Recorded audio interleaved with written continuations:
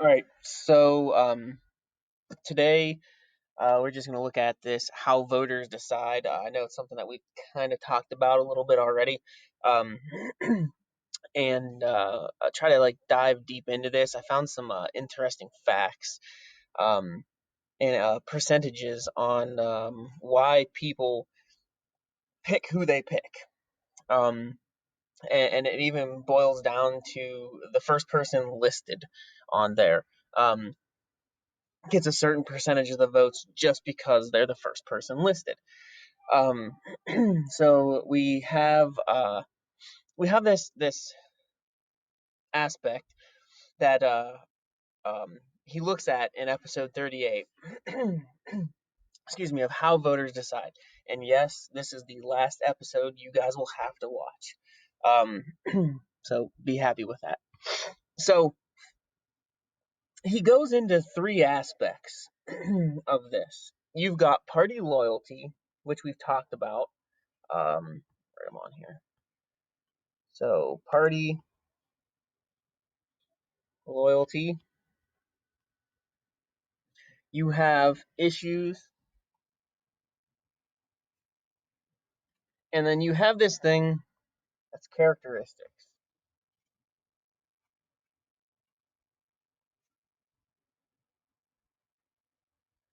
And we'll go of the candidate. So what he does is he breaks these down. And we've talked about party loyalty. Um, and the fact that many people vote Republican to vote Republican, Democrat to vote Democrat. You can go through all the third parties, however you want to look at it. When they go in, they don't even look at who is on the opposite side. If you're a Democrat, you don't even go in to look at a Republican.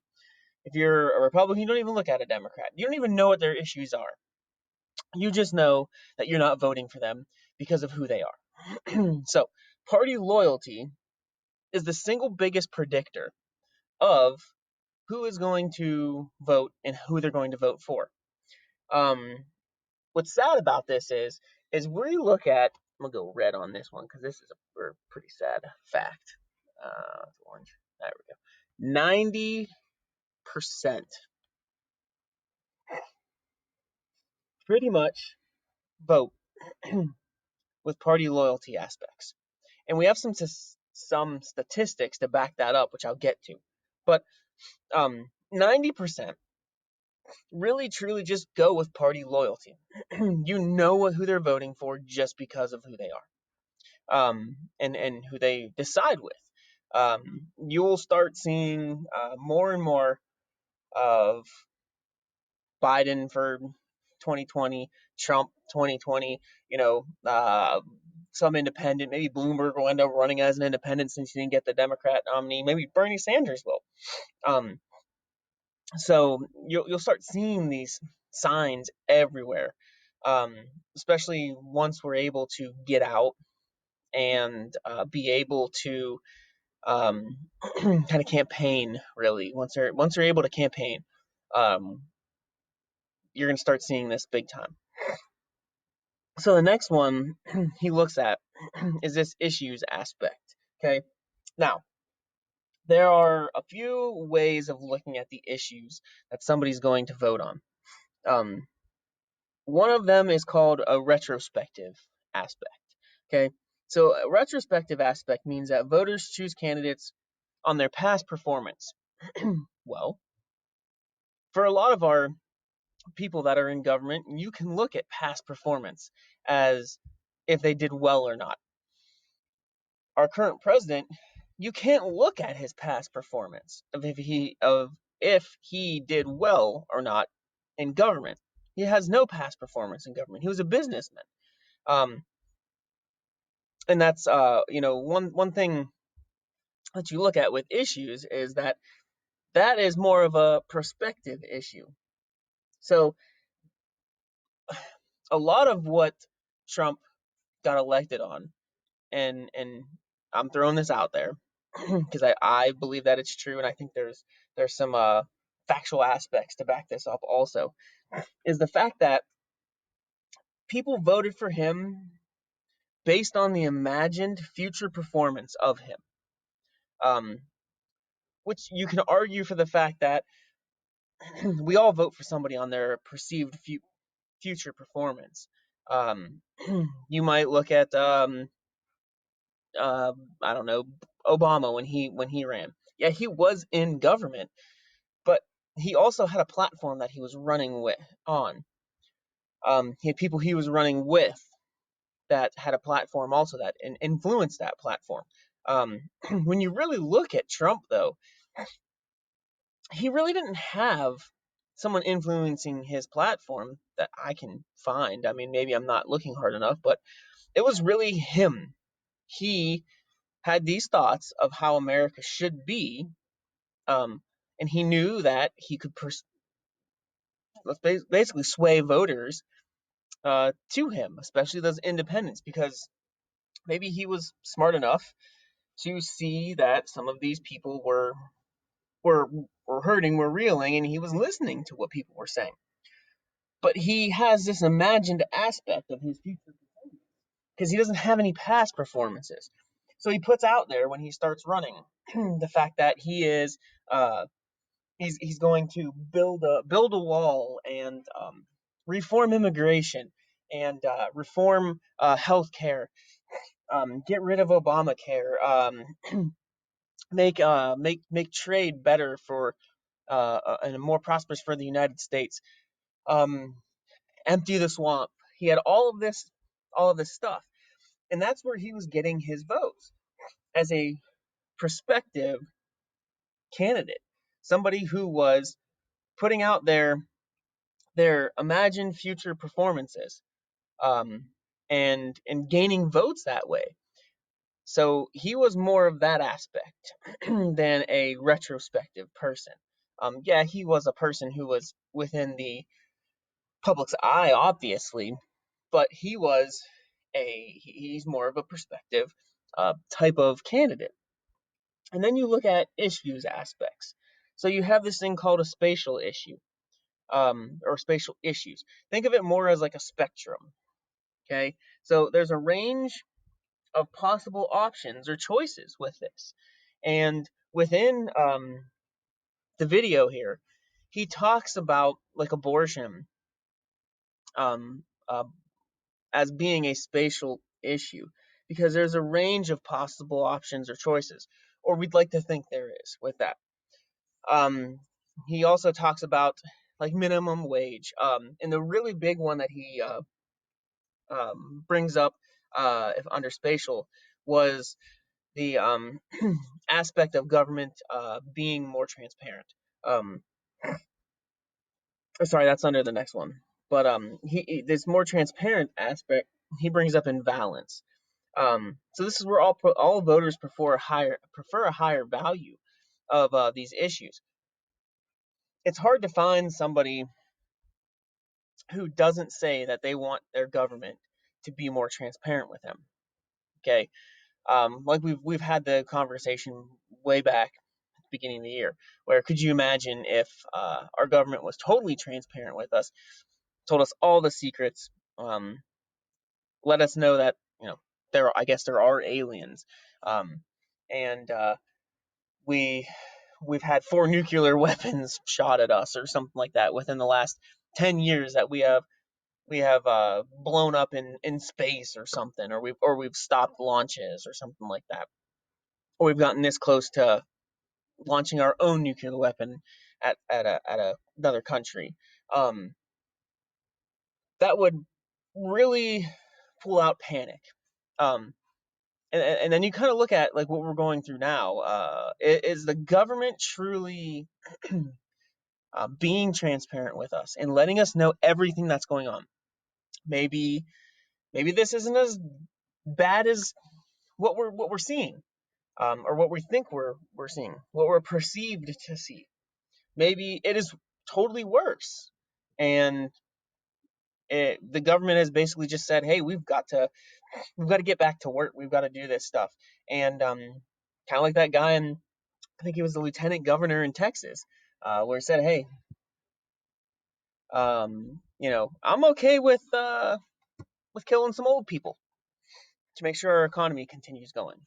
So those are issues. Retrospective, meaning that voters choose a candidate on past performance. Prospective, meaning that it's an imagined future performance of that candidate. And then you have the two issues. Spatial, meaning that there's a range of possibilities, think of like spectrum, and valence, meaning that voters prefer a high value to this stuff. Now, the last thing he talks about is characteristics of the candidate. And it kind of made me sad to, one, see this number at 90%, and to two, not see a decent number for characteristics of a candidate. And I'm meaning characteristics, meaning good characteristics of that candidate. Not the fact that you're looking at their race, their gender, their religion, so forth and so on. Okay, I'm meaning the good characteristics of a candidate. Is that person perceived or what we know to be a good person? Do they have what's best in mind for at least most of the country, not just a certain small percentage of it? Um, all of these aspects of this, this characteristics of a candidate. Um, so when he looks at characteristics of a candidate, the first things he brings up are race, ethnicity, gender, and religion. Four big things that we look at. Okay, race is huge.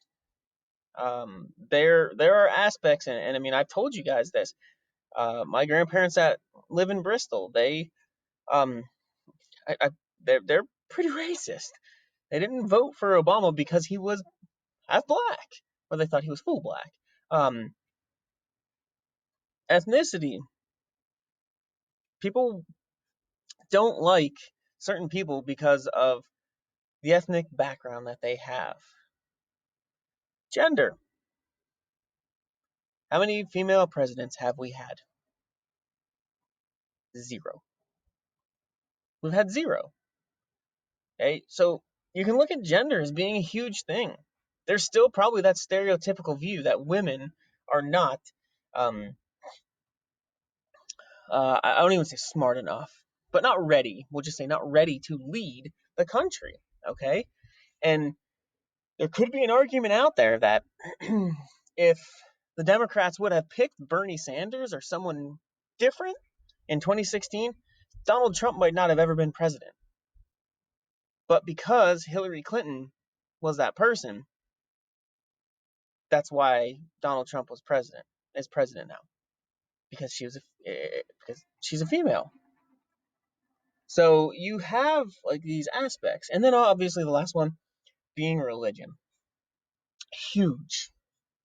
Okay, um,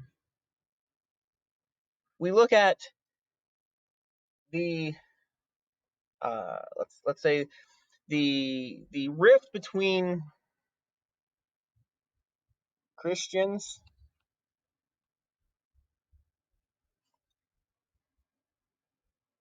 and all others. Okay, you have people who say that we were founded on Christian values as a country. For the most part, yes, that is true. One of our founding fathers actually carried around a Quran because he was interested in the Muslim religion. Okay? Why do you think that we have freedom of religion? Why do you think that we do not have a national religion? Okay? One of the big things that we do, yes, is put our hand over the Bible when we are in some type of court aspect or being sworn in as president. Okay? But the thing is I can still remember those same grandparents out in Bristol that said that they were pretty sure that Obama had a Quran instead of the Bible there. And here's my thing with this. What's to say that this person that would be totally Christian is better than this person that would be a different religion? Just my thoughts on it. And I mean, you guys can easily rebuttal me if you would like. Um, Send me a message. However, I will gladly discuss that with you. But the thing is that there's bad people here and there's bad people here. There's good people here and there's good people here. It doesn't matter what your religion is. But we have this perceived notion in the United States that all of our presidents must be somewhere from this denomination, whether it's Catholic, Protestant, uh, Church of God, whatever you want to go with. Okay. Um, so that's one of the big aspects also of choosing. Now, the last three: geography, star power, and social background. More people are going to vote for somebody who is from their area. Think about Ohio in itself. Okay, you would feel a sense of pride to have a president from Ohio more than likely. So, especially let's say if it's from, I don't know, let's go by Luke Fitch ends up running for president. Okay, you might not like the party he has, maybe, which makes up 90%. Don't forget about that. You might not like his view on religion. We'll go with that way. Sorry, Luke. But at the same time, you enjoy one that he's from Ohio. You enjoy two that he's from Vienna, and then you get this crazy thing where you enjoy the fact that he is. I'll show you this. The first person listed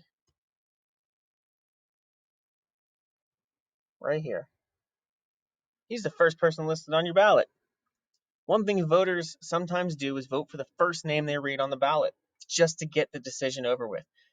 Just to say, hey, I voted. Get that lovely little sticker and say, yeah, look at me, I voted today. Candidates get about 2.3% more votes on average when their names are listed first on a ballot than when they're listed later. And that's the average gain in about half of races. The fifth listed candidate gets even more votes, as much as 6%, 6 or 7% sometimes. The fifth listed, the first they messed up there. So you're looking at this big aspect of 2.3%. If you get 2.3% more of the votes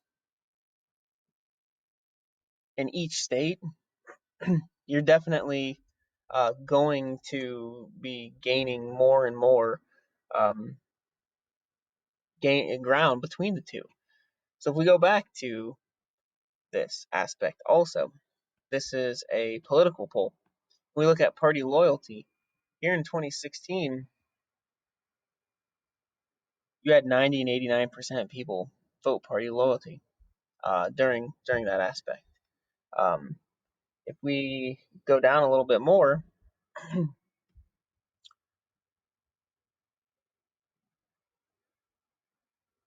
this is throughout the entire 2016 election. So you're looking at the aspects of people pretty much stayed within their candidates at their candidate area. And then look,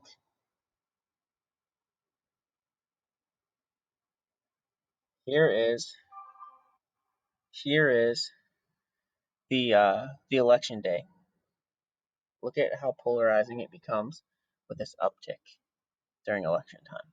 So you have these like aspects of poly science that you're looking at throughout this that really show why people vote.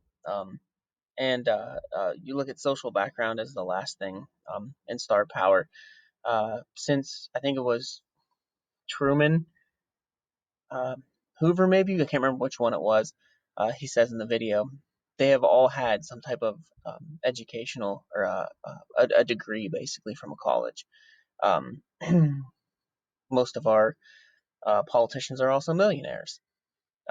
So you look at this aspect where we see star power and social background coming into the forefront of what and why we vote for somebody. Um, So that's all I have for this last slide. I've been debating on what we're doing next, and I'm gonna roll out some stuff. Probably uh, probably like Wednesday on what you guys are gonna be doing next. Pretty much, I would probably say for the last. Let me see what this. We've got what 1, 2, 3, 4, 5. So we get about, let's just say, 6 weeks left. For the last 6 weeks of school. Um, so if you guys need anything, let me know. If not, I'm gonna post a question with this also. That'll just be a quick, short answer question for you guys, and I'll give you guys what you're going to do next on Wednesday. Um, and we'll meet. Maybe we'll just I'll put it out there on Wednesday, but we'll meet on Wednesday so we can talk about what's going on. So if you guys need anything, let me know.